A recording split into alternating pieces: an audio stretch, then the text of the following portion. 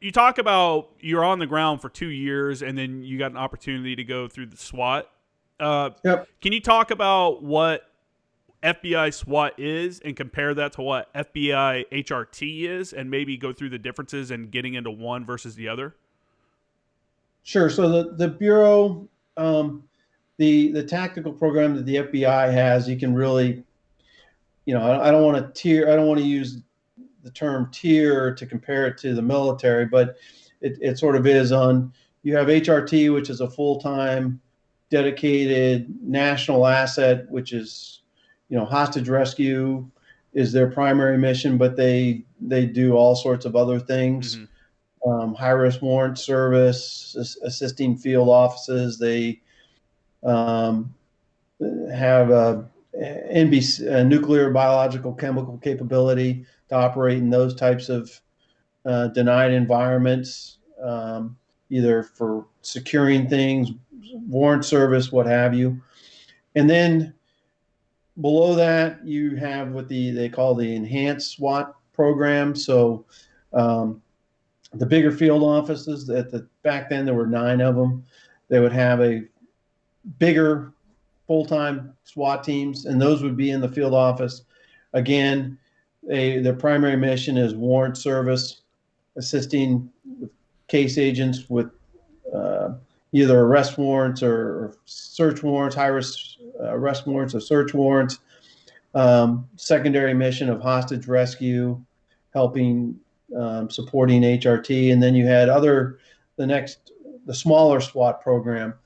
Um, that has, I think it's sort of changed. You still have HRT, but now the SWAT program has become very technical. A lot of the standardized training and equipment and everything. So there's not a lot of discrepancy between a smaller office SWAT team and a larger office SWAT team in terms of the training they receive and the equipment Mm-hmm. they have compared to 20 years ago. Being on SWAT when I was on, it was a collateral duty. We trained several times a month, so we had uh, I believe it was 3 training days a month, and then generally in the summertime, you take a week or 2 weeks of training. A lot of shooting, a lot of close quarter battle with working on warrant service, that type of stuff. What kind of different guns were you getting your hands on? So initially, back then, it was we had MP5s, and we went from 9 millimeter MP5s to 10 millimeter MP5s. Starting slowly back in the late '90s, 2000s, start to go into M4s, and now I think everyone's pretty much exclusively with M4s. Handguns, there were SIG 9 millimeters back early on, and then the Bureau developed its own Springfield 1911 pistol and 45 that we had for a while, and I think everybody has pretty much shifted over now to Glock 17s. 9 millimeters are back in vogue. Yeah, that's So there's always the 9 millimeter 45 debate that's going on out there. Were you guys using yeah, the Sig 226?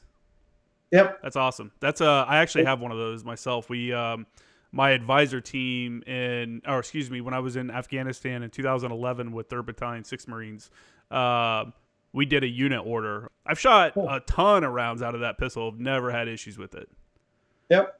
Yeah, I liked it a lot, and I carried a 220, a SIG 220 and 45 for a while, and then now. But I'm a big Glock man, Yeah. so I love the little plastic guns. Why did you guys switch from the 9 millimeter to the 10 millimeter MP5s, and what kind of difference did you notice in it, and which one did you prefer? So I think the bureau was trying to, at one point the bureau actually um, had they were going to a 10 millimeter service pistol. Mm-hmm. Um, and that program didn't work out, but the idea was originally to standardize, so you had a 10 millimeter MP5 and a 10 millimeter handgun.